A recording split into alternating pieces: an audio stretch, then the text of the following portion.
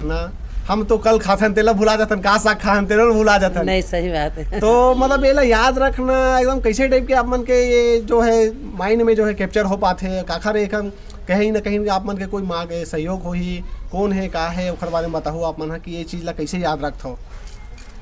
भाई बहुत अच्छा बात ला पूछे हस पता नहीं बाबा जी के कृपा हा मोर पर मैं आते कहे कि मैं रात में भी सोऊं ना तो आधा सोता हूँ आधा जागता हूँ।